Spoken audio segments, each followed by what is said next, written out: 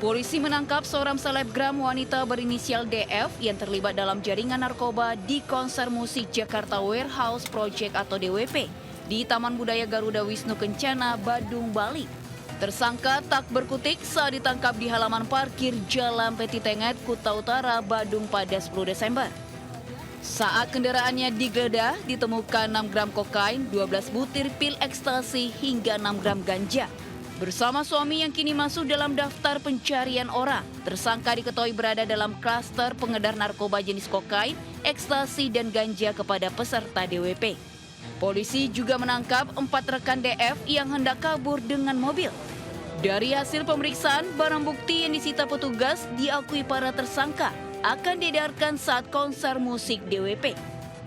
DF merupakan satu dari 17 orang yang ditangkap dan menjadi tersangka peredaran narkotika di event musik DWP yang digelar di Bali.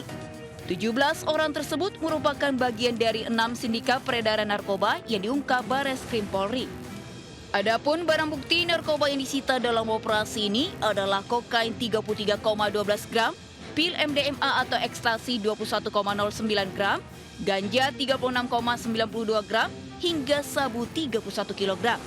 Dirtipin Narkoba Bareskrim Polri, Brigjen Pol Eko Hadi Santoso mengungkapkan narkoba yang disita senilai lebih dari 60 miliar rupiah. Total estimasi harga apabila barang bukti tersebut beredar pada pasar gelap narkoba senilai 60 miliar 508 juta 691.680 Rupiah. Dari Bali dan Jakarta, tim liputan iNews melaporkan.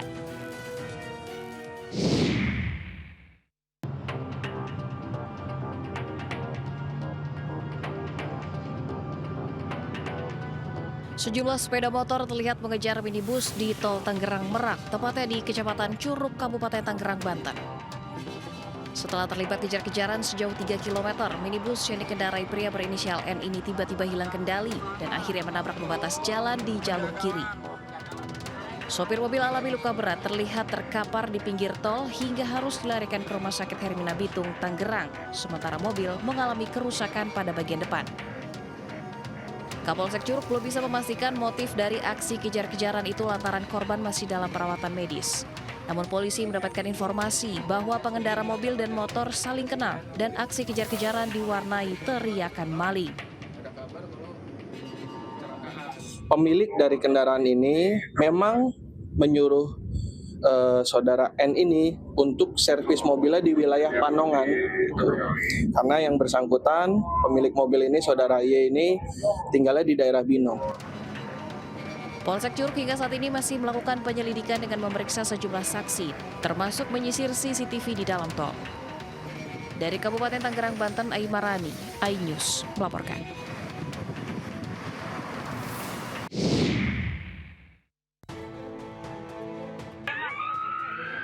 Terekam kamera pengawas milik pertokoan di pinggir jalan, kecelakaan maut truk tangki LPG bersubsidi melindas pengendara motor yang jatuh di kolong truk tangki di Jalan Raya Sokaraja, Kecamatan Sokaraja, Kabupaten Banyumas, Jawa Tengah. Truk tangki LPG bersubsidi melaju dari arah Purbalingga Sokaraja ke arah Purwokerto. Sesampainya di lokasi kejadian, dari arah belakang truk tangki melaju pengendara motor yang berusaha menyalip dari sebelah kiri. Namun rupanya pengendara terkejut dan terjatuh karena ada mobil dari jalan desa yang menyeberang secara tiba-tiba. Pengendara motor pun menyenggol ban belakang truk tangki hingga pembonceng motor jatuh ke kolong truk tangki sampai korban terlindas ban.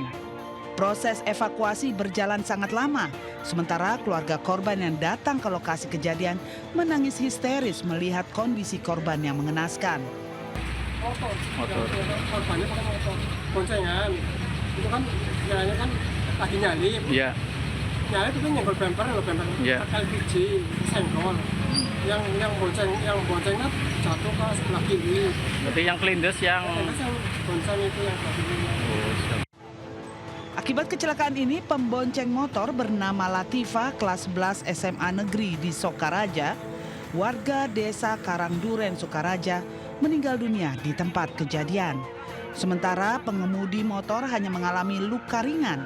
Kini kasus kecelakaan maut ditangani petugas Satlantas Polresta Banyumas guna dilakukan penyelidikan.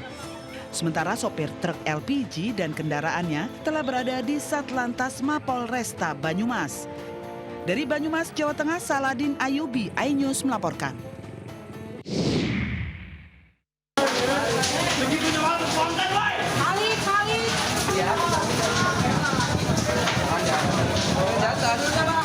Biar ahlinya aja.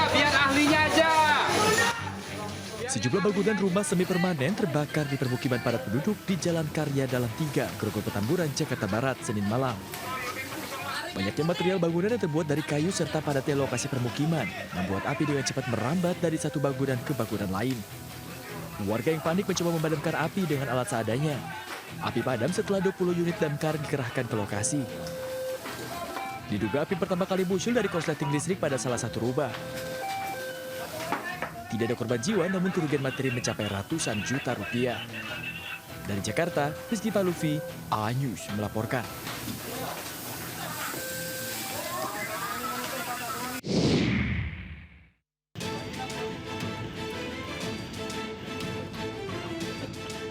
Polres Ogan Komering Ilir berhasil menangkap pelaku penganiayaan dan penembakan terhadap seorang petani warga desa Kayu Labu, Kecamatan Padamaran Timur, Kabupaten Ogan Komering Ilir, Sumatera Selatan. Pelaku berusia 29 tahun juga berprofesi sebagai petani. Peristiwa ini terjadi pada hari Minggu 21 Desember di Jalan Poros, Kecamatan Sungai Menang. Pelaku mengaku nekat menabrak korban lantaran sakit hati karena korban sebelumnya sempat merampok pelaku dalam perjalanan. Pelaku pun akhirnya menembak korban menggunakan senjata api rakitan sebanyak 4 kali hingga menyebabkan korban jatuh dan terluka. Motif dari pelaku AN memiliki dendam terhadap korban Z yang menurut pelaku atas nama AN bahwa pelaku pernah dirampok atau ditodong oleh korban Z. Untuk mempertanggungjawabkan perbuatannya, pelaku dijerat pasal 351 ayat 2 KUHP tentang penganiayaan berat dengan ancaman hukuman maksimal 5 tahun penjara. Dari Ogan Komering Ilir, Sumatera Selatan, Fitriadi, iNews melaporkan.